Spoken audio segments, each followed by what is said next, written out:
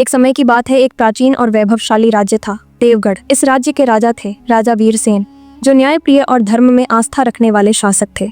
उनके राज्य में सुख शांति थी, पर स्वयं राजा का हृदय वर्षों से व्याकुल था। इसका कारण थी उनकी इकलौती पुत्री राजकुमारी अनायरा। राजकुमारी अनायरा रूप, गुण और बुद्धि में अद्वितीय थी, परंतु एक रहस्यमय बीमारी ने उसे जकड़ रखा था। वह दिन दिन कमजोर होती जा रही थी, कई बार घंटों तक अचेत रहती और रात के समय उसका शरीर ठंडा पड़ जाता, मानो उसमें जीवन शेष ही न हो। राजमहल के वैद्य, तांत्रिक, साधु और हकीम सभी ने प्रयास किया, पर कोई भी उसकी बीमारी का कारण नहीं जान सका। धीरे धीरे पूरे राज्य में यह चर्चा फैल गई कि यह राजकुमारी किसी श्राप की शिकार है।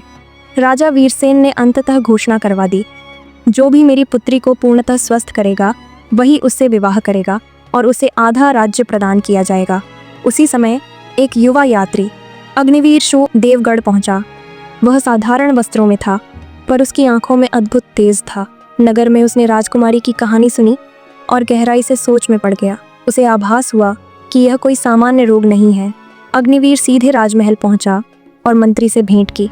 उसने निवेदन किया कि उसे एक रात राजकुमारी के कक्ष के समीप रहने दिया जाए। काफी विचार विमर्श के बाद राजा ने अनुमति दे दी।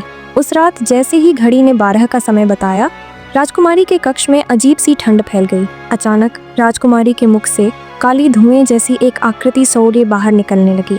वह धीरे धीरे एक प्राचीन नाग आत्मा सांगिन का रूप ले चुकी थी। अग्निवीर सब कुछ शांत भाव से देखता रहा।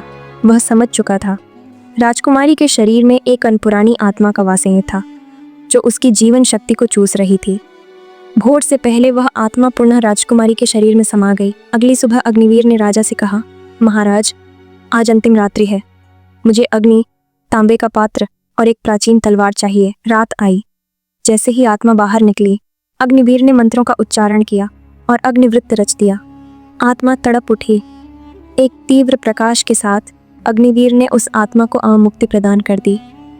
उसका अंत नहीं, बल्कि मोक्ष हुआ। सुबह होते ही राजकुमारी अनायरा की आंखें खुलीं। वर्षों बाद वह पूर्ण चेतना में थी। राजा वीरसेन भावुक हो उठे। पूरा महल आनंद से गूंज उठा। राजा ने अपना वचन निभाना चाहा, पर अग्निवीर ने विनम्रता से कहा, महाराज, सेवा का मूल्य राज्य नहीं, संतोष होता है। राजकुमारी अनायरा ने भी उसके निर्णय का सम्मान किया।